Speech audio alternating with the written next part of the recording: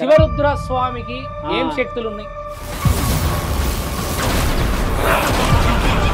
అమ్మో స్వామి వీధుల్లో అడుక్కుంటా ఇప్పుడు కూడా చెప్తున్నా, నోరు ముయ్యి అని చెప్తా.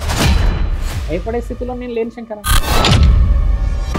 సనాతన ధర్మాన్ని వ్యాపారంగా మారుస్తున్న హిందువు ఉగ్రవాదు.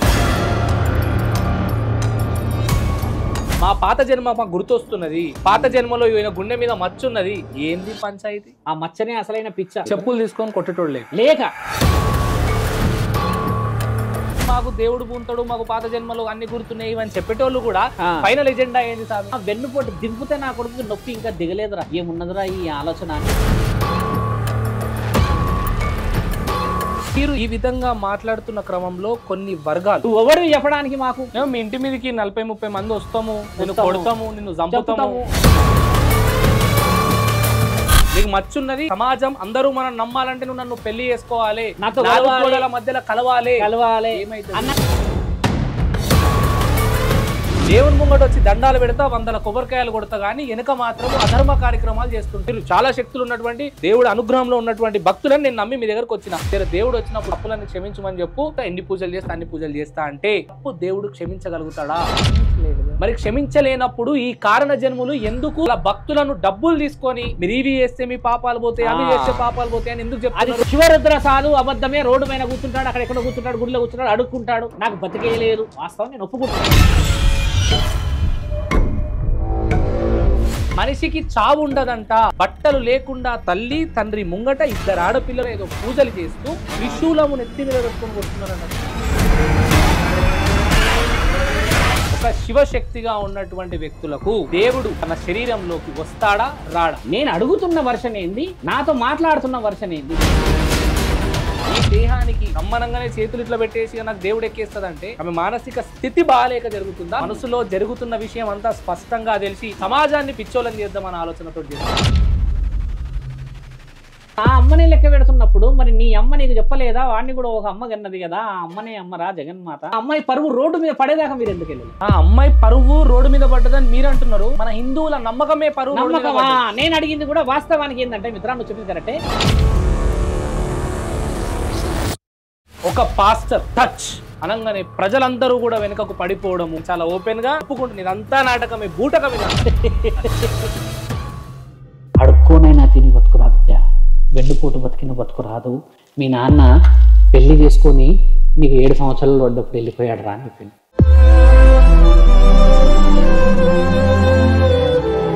తక్కువ మాట అనేస్తారే, తక్కువ అనేస్తారే. అన్నం తింటే రాదు మిత్ర పవిత్రత, మనస్సాక్షిని తింటే వస్తుంది పుణ్యం. పుణ్యం కోసం బతుకు అంటున్నాం ఇక్కడ.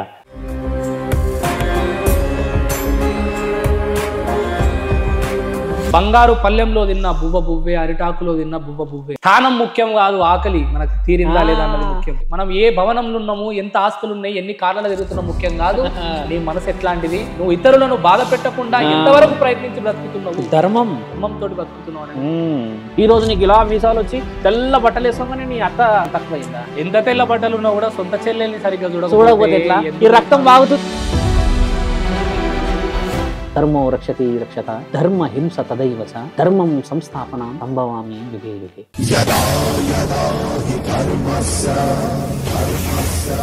రామభద్రాచార్యులు శ్రీరాముడి యొక్క మందిరం గురించి ఆనవాళ్ళు చెప్పాడు. గుడ్డివాడు. సైంటిస్టులు అందరు వెళ్ళి అక్కడ రామసేతు ఉంది, సుందరకాండలో వివరించింది అని చెప్తే మనకు రామ మందిరం మనదే అని పర్మిషన్ ఇచ్చారంట.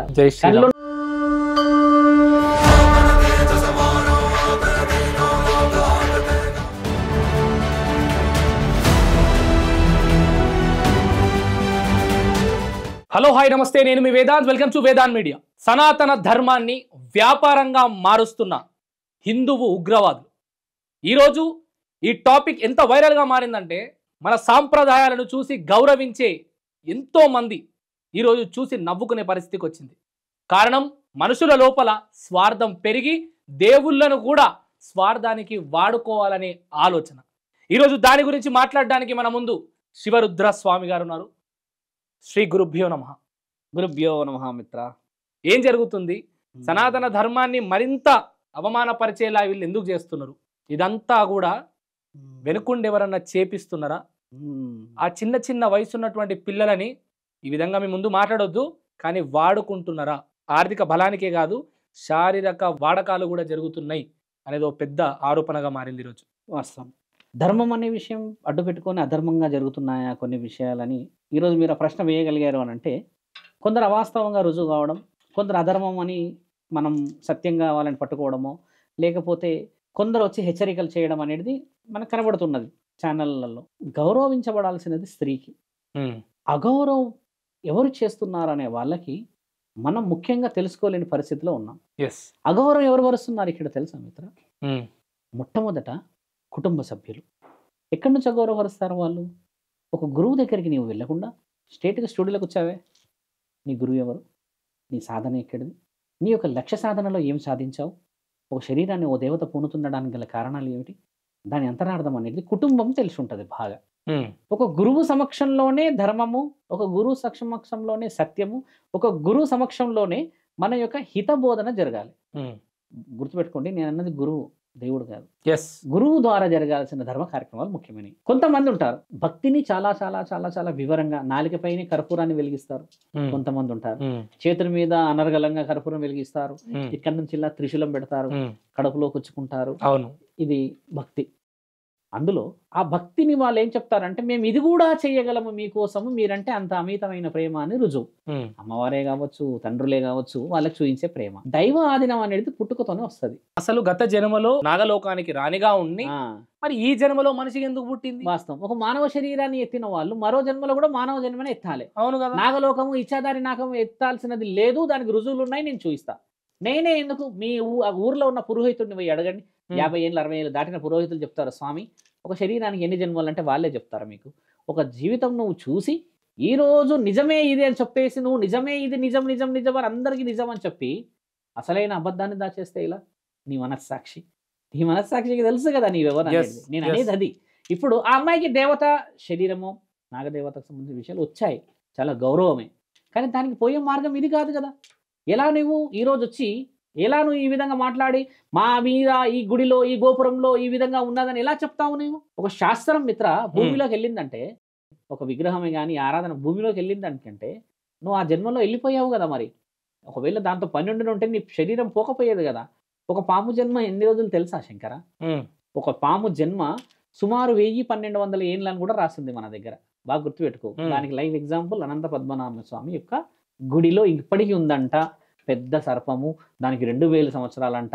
మొన్న తీశారు కదా పూరి జగన్నాథ ఆలయం దగ్గర సంబంధించిన రత్న భండాగర్లో కూడా పెద్ద పెద్ద సర్పాలు ఉన్నాయంట. దాని వయసే 2000-1500 సంవత్సరాలు ఉన్నాయన్న. అంటే దైవ ఆధీనం ఉన్న సర్పాలకి ఇంకా జీవం ఉంది అంటున్నాను. మరి మానవ శరీరం ఎత్తావే నీవు అంటే నీ అవసరం లేదని కదా అర్థం అక్కడ.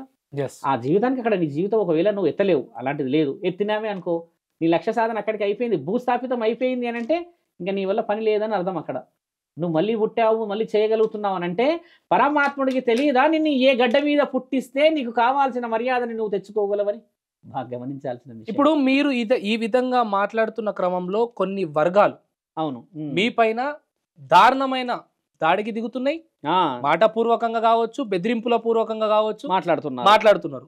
నేను అంటుంది ఏంటంటే, ఒక దేవుడు అనే ఒక నమ్మకము ఒక మనిషి రూపంలో ఉన్నటువంటి మన దేహము అపవిత్రం. ఈ దేహానికి పూనుకొని అందులో అనుభవం లేకుండా, గ్రంథంకి సంబంధించినటువంటి జ్ఞానం లేకుండా ఇట్లా రమ్మనంగానే వచ్చేస్తుంది, రమ్మనంగానే చేతులు ఇట్లా పెట్టేసి నాకు దేవుడు ఎక్కేస్తుంది అంటే ఎంతవరకు నిజము? ఈ రోజు ఆ అమ్మాయికి జరుగుతున్నది ఆమె మానసిక స్థితి బాగాలేక జరుగుతుందా, లేకపోతే మనసులో జరుగుతున్న విషయం అంతా స్పష్టంగా తెలిసి సమాజాన్ని పిచ్చోలని చేద్దామన్న ఆలోచనతో చేస్తున్నారు? వాస్తవం. ఇప్పుడు మీరు అన్నట్టుగానే మొదట ప్రశ్న నుంచి తీసుకొస్తే నన్ను తప్పుదోవ పట్టారు. నన్ను తప్పుదోవ ఎలా పట్టారంటే, మీకేం తెలుసు, మీరు ఇక్కడి వాళ్ళు కాదు, మా గ్రామ దేవతల చరిత్ర మీకేం తెలుసు, మీరు ఇక్కడి వారు కాదు, నువ్వు పెట్టుకున్న రుద్రాక్షలు సిగలు ఇవన్నీ అబద్ధాలు, మీకేం తెలుసు. వాళ్ళందరూ నాకు అప్రిషియేషన్ అది, ఎందుకంటే వాళ్ళ చెప్పడం చాలా గొప్ప. దాంట్లో ఏం జరిగింది బాగా గమనించాల్సింది ఏంటంటే, మీరు సెక్యూర్ చేసుకుంటున్నారు మీ పర్సన్స్ని, అలా మనం రాకూడదు, మనకు కొన్ని అర్హతలు ఉన్నాయి అని వీళ్ళందరూ వెళ్ళి వాళ్ళందరూ కాపాడుకుంటున్నారు. అది కాదా నాకు కావాల్సిన గౌరవం? అది నువ్వు నేను చెప్పేదాకా ఎందుకు వెళ్ళలే? ఈరోజు ఆ అమ్మాయి పరువు రోడ్డు మీద పడేదాకా మీరు ఎందుకు వెళ్ళలే? ఒకసారి ఆలోచించు. ఆ అమ్మాయి పరువు రోడ్డు మీద పడ్డదని మీరు అంటున్నారు. నేనేమంటున్నా అంటే మన హిందువుల నమ్మకమే పరువు రోడ్డు మీద నమ్మకమా? పడ్డది. నేను అడిగింది కూడా వాస్తవానికి ఏంటంటే మిత్రా, నువ్వు చెప్పింది కరెక్టే. నేను అన్నది అదే, వయసుతో సంబంధం లేకుండా ఏదో విధంగా వచ్చడం వల్ల మన అందరిని ఎంత తక్కువ అంచనా చేస్తున్నారు. ఇప్పుడు మనం వేరే మతస్థులను చూసి నవ్వుకుంటాం కదా, ఖచ్చితంగా అలా మనల్ని చూసి వేరే వాళ్ళు నవ్వుతారు కదా. ఇప్పుడు కొంతమందికి నేను చెప్పేది ఏంటంటే, నేను ఉద్దేశంగా మాట్లాడింది కూడా కొంతమందినే అని వయసు కూడా మొదలు పెట్టాము అక్కడ. మా మీద ఇలా అన్నారు, మా మీద అలా అన్నారు అన్న వర్షం నేను ఎక్కడ మాట్లాడలే. నేను అన్నది ఏంది, తాళపత్రాలు, తాళ గ్రంథాలు, చదువులు, జ్ఞానం, పరిజ్ఞానం, లోక జ్ఞానము, ఇవన్నీ జ్ఞానాలతో కొన్ని ఉంటాయి, దానికి అనుభవంతోనే వస్తుంది అని కూడా చెప్పాను కదా. అలా చెప్పినప్పుడు నన్ను మీరందరూ అర్థం వీళ్ళు చేసుకున్నది ఏంటంటే, నువ్వు ఎవరు చెప్పడానికి మాకు మా దేవతల గురించి అని అన్నారు కదా. దేవుడు ఎవరికి చుట్టం కాదు కదా మిత్ర, అడుక్కునే వాడికి కూడా దేవుడే. ₹1 సంపాదించిన వాడు కూడా దేవుడే. కాబట్టి నేను భారతదేశంలో పుట్టిన పౌరుడిని, సనాతన ధర్మం గురించి అని చెప్పి మాట్లాడే హక్కు నాకు ఉంది. నా తల్లి, నా దేవాది దేవతలను తక్కువ అంచనా చేస్తే దాన్ని అడ్డుకునే అధికారం నాకు ఉంది. ఈరోజు మీరందరూ మీడియా వాళ్ళు కలిసి ఆ అమ్మాయిని కాపాడారు కదా, ఈరోజు అందరూ కలిసి ఆ అమ్మాయిని కాపాడారు కదా. ఇంకొక నెలనో 2 నెలలు అయినాక ఆ అమ్మాయికి ఏదైనా ఇబ్బంది అయిన ఉంటే మిత్ర, మనందరం ఈరోజు బాధపడే వాళ్ళమ్మా కాదా? ఇది కాకూడదు అంటున్నాను నేను. నన్ను హెచ్చరించు, నాతో గొడవపడు, నాతో వచ్చి నువ్వు తీవ్రంగా గొడవపడు. నా ఇంటి మీదకి వస్తామంటున్నారుగా, రండి నా మీదకి. మీ ఇంటి మీదకి 40-30 మంది వస్తాము, నిన్ను కొడతాము, నిన్ను చంపుతాము, ఇవన్నీ మాట్లాడుకొచ్చారు కదా. అవును, నన్ను చంపు, నాతో గొడవపడు, నువ్వు నన్నేమైనా చెయ్యి, ధర్మం గురించి మాట్లాడినాయి కదా. మరి అలా ధర్మం అనేది రుజువు చేయమంటున్నా కదా. నేను మీరే ఒప్పుకున్నారు, అమ్మ అలా చేయొద్దమ్మా, ఇలా చేయొద్దాం. నేను కూడా అదే అన్నాను కదా ఆ రోజు. మరి నేను ఎక్కడన్నా మీ మీదికి రాదని నేనేమన్నా? కొందరు అవగాహన లేని విషయ వివరణలు మాట్లాడకూడదన్న ప్రశ్నని ఎందుకు ఎత్తుతలేరు? కొన్ని వర్డ్సే, అది కూడా ఎక్కడ కట్ చేసి మాట్లాడతారు. శరీరం మీదకి దేవతలు రారమ్మా అన్న ఆ వర్డ్ ఒకటే పడుతున్నారు, కానీ తర్వాత నేను మాట్లాడిన వర్షన్ ఎందుకు చూపిస్తలేరు? నువ్వు నన్ను హెచ్చరించడంలో తప్పు లేదు అక్కడ. I'm ready to face that. నేను పోలీస్ కంప్లైంట్ ఇచ్చానుగా, వెళ్ళి పోలీస్ అధికారులకు కంప్లైంట్ ఇచ్చానుగా. నేను కూడా FIR దానికి సంబంధించిన అంటే పిటిషన్ రేజ్ అవుట్ చేసి ఇచ్చినా కదా. నేను కూడా కోర్టులో కేసు కూడా వేసి పెట్టాను కదా. ఏమని వేసాను తెలుసా మిత్ర? నేను కేసు కోర్టులో కూడా నేను అడుగుతున్న వర్షన్ ఏంది, నాతో మాట్లాడుతున్న వర్షన్ ఏంది, తక్కువ జాతి వాడన్న వర్షన్ ఒకటి, మళ్ళీ నన్ను కొన్ని దుర్భాషలు ఆడిన మాట, అమ్మకి మాట్లాడిన మాట, మా అమ్మని సంబోధించిన మాట మాట్లాడినందుకు వేసా అక్కడ. నువ్వు నా అమ్మని లెక్క పెడుతున్నప్పుడు మరి నీ అమ్మ నీకు చెప్పలేదా? వాడిని కూడా ఒక అమ్మ కన్నది కదా, ఆ అమ్మనే అమ్మరా, జగన్మాత, ఆ అమ్మ అందరికి పుట్టిన భారతమాత అని ఆ జ్ఞానం లేదా? ఆ బిడ్డని నేను ఈరోజు బిడ్డ అని మాట్లాడి ఆ అమ్మని నేను అమ్మ అని మాట్లాడడానికి గల ముఖ్యమైన కారణం ఏంటంటే, ఆమె మనందరికీ రెస్పాన్సిబిలిటీ, మీరందరూ రెస్పాన్సిబిలిటీ. నేను ఒక సాధువుని సపరేట్గా నేను రుద్రాక్షలు ఈ సిగ కట్టుకొని వచ్చి కూర్చుండేసరికి సపరేట్గా కనబడుతున్నానా? మేము శివభక్తులమే కదా. నువ్వు ఏం మాట్లాడాలనుకుంటున్నావు, ఏం ప్రూవ్ చేయాలనుకుంటున్నావు అంటే, మా మీదికి దేవతలు వస్తారు, మీరు ఒక శివశక్తిగా ఉన్నటువంటి వ్యక్తులకు దేవుడు తన శరీరంలోకి వస్తాడా రాడా? శివశక్తుల్లో చాలా శక్తివంతమైన గురువులు ఉన్నారు, ఖచ్చితంగా నమ్ముతా, బలంగా ఉన్నారు. వాళ్ళు బోనం ఎత్తితే ఆ మల్లన్న స్వామి దగ్గరికి వెళ్ళి వాళ్ళు కొన్ని కథలు చెప్తూ ఉంటే మల్లన్ననే వచ్చాడు అనేది మనందరికీ కన్నుల పండగ. I'm a respectable person for those people. నేను రెస్పెక్టబులే నా శాసనానికి, నా గ్రంథానికి, నా యొక్క ఈ కల్చర్కి, ఈ గ్రామ దేవతలకి. కానీ మీరు ఇంకో విషయం ఏమన్నారనంటే, దేవుడు శరీరం మీదకి వస్తే మరి ఈ వివరణ ఎవరికి ఇస్తారు అని అన్నారు కదా. దానికి నేను ఏమంటున్నానంటే, భక్తి వేరు, దేవుడు శరీరం పూనిడం అనడం వేరు. ఇప్పుడు వీళ్ళు భక్తితో దేవుడు వచ్చి ఆ సమయానికి నాట్యం చేసి, ఆ సమయానికి ఆయన కూడా ఆనందంగా ఆనంద హేళలో పాల్గొని ఆయన బోనాన్ని స్వీకరించడానికి మళ్ళీ సింహస్థాపనం మీద కూర్చుంటాడు, ఆయన సింహాసనం మీద కూర్చుంటాడు. అద్భుతం. ఇది ఈ వే పోతలేదు అంటున్నాను నేను. ఏ వే పోతుందో తెలుసా మిత్ర? ఇక్కడ నేనే నేనే నేనే నేనే నేనే నేనే అన్నీ నేనే అని చెప్పేసి ఎంతమంది మన మీద అపనమ్మకంగా ఇదెక్కడి రాజరికం, ఇదెక్కడి నాగరికత అని అనుకోవట్లేరు కదా. అలాంటి వాళ్ళని అంటున్నా. ఇప్పుడు కొంతమంది శివశక్తులు బోనం ఎత్తుతారుగా, ఎంత ముచ్చటగా ఎత్తుతారు వాళ్ళు. నాకు రెస్పెక్ట్ ఉంది వాళ్ళకి. పేరు ఎవరు తెత్తాను నేను ఇక్కడ స్పష్టంగా వీళ్ళు అని చెప్పి యాంకర్ నన్ను అడిగినప్పుడు నేను అదే విషయం చెప్పిన. వయసు చాలా అవసరం, అనుభవం చాలా అవసరం, మన గ్రంథాల విలువ చాలా అవసరం, దేవీ దేవతల చరిత్ర చాలా అవసరం. ఇవన్నీ తెలిసినప్పుడే నువ్వు మాట్లాడగలవు, ప్రశ్నలకు జవాబులు ఇవ్వగలవు. ఆ అమ్మాయి తలాతోకలేని ప్రశ్నలు ఇస్తుందని మీరందరూ మీడియాలో పెట్టారేగా. నేను అబద్ధమే, శివరుద్ర సాధు అబద్ధమే, రోడ్డు పైన కూర్చుంటాడు, అక్కడెక్కడ కూర్చుంటాడు, గుడిలో కూర్చుంటాడు, అడుక్కుంటాడు, నాకు బతికే లేదు. వాస్తవం నేను ఒప్పుకుంటున్నా, శివుడికే లేదు ఇల్లు, శివభక్తుడికి ఎక్కడిది? నేను దానికి అసలు నేను బలంగా ఒప్పుకుంటా. ఏమంటారు నా తండ్రిని, శివుడిని? కింద కామెంట్లా కళ్ళు మూసుకున్నవాడు దొంగ నిద్రపోతున్నాడు కదా శివరుద్ర సాధువు గారు, మరి లోకంలో జరుగుతున్న ఆడపిల్లలని కాపాడడా మీ శివుడు ఎక్కడున్నాడయ్యా?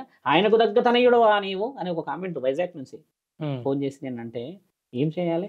నమ్ముతలేరు, కళ్ళు మూసుకున్నాడు అంటున్నారు ఆయన. అంటే న్యాయం, ధర్మం, శాసనం, ఇతిహాస, పురాణం, నీ యొక్క వంశ చరిత్ర, నీ యొక్క వంశ ఆది బీజం అనేది న్యాయంతో, ధర్మంతో, నీ ఇంటి పుట్టు పూర్వోత్తరాలు తెలిసిన మహానీయుడికి తెలియదా నీవు ఎలాంటి పుట్టుక పుట్టావో? మరి ఈ ధర్మాన్ని, న్యాయాన్ని మరిచిన నీవు నిన్నే పుట్టించుకున్న వాడికి తెలియదా? సృష్టికర్త, సృష్టికే ఇంత భయపడితే నీవు సృష్టికర్తకి ఎంత ఆలోచన ఉండవచ్చు నీ గురించి? ఇది నీ జన్మ, ఇది నా జన్మ, నీ వంశ ఆది బీజాన్ని కన్నా ఆయన జన్మ. మరి ఆయన ఏం చెప్పాలి నీ గురించి? గురు యొక్క పరంపర ఇదే కదా వాస్తవం. ఇప్పుడు స్టేజ్ల మీద ఒక పాస్టర్ వచ్చి టచ్ అనగానే ప్రజలందరూ కూడా వెనుకకు పడిపోవడము, నాటకాలు ఆడడము, ఇవన్నీ జరుగుతున్నాయి. నేను చాలా ఓపెన్ గా నేను ఒప్పుకుంటున్నాను, ఇదంతా నాటకమే, బూటకం ఇదంతా. అట్లనే మన ధర్మంలో, మన సనాతన ధర్మంలో, మన దాంట్లో వీళ్ళు అవగాహన లేకుండా ఇది ఒక మాఫియాగా చేసి వాళ్ళకు మన అట్లీస్ట్ చరిత్ర జ్ఞానం లేకుండా వాళ్ళు ముంగుడకొచ్చి మాకు దేవుళ్ళు ఎక్కుతారు, మా పాత జన్మ మాకు గుర్తొస్తున్నది, నా మొగుడిగో ఇతను పాత జన్మలో ఈయన గుండె మీద మచ్చున్నది. ఏంది పంచాయతీ? ఇప్పుడు దీని వల్ల ఏం జరుగుతున్నా స్వామి? దీని వల్ల ఏమవుతుందో తెలుసా? ఆడపిల్లలు నెగిటివ్ లకు పోతున్నారు. ఇక్కడ నేను చెప్తున్నది కూడా వయసులో ఉన్న ఆడపిల్లలు, అవగాహన లేని ఆడపిల్లలు, చూడ్డానికి అమాయకంగా కనబడుతున్న నా సనాతన ధర్మంలో ముఖ్యంగా నా భారత స్త్రీలే గౌరవించబడ్డ వాళ్ళు అమాయకత్వంతోనే ఇలా ఉన్నారు కదా. వచ్చిన వాడు ఏ ఉద్దేశంతో వచ్చిండో కనుక్కోలేవని, వాడు మంచోడు అని నువ్వు రుజువు చేసి ఒక మచ్చ ఉంటే అయిపోయిందా?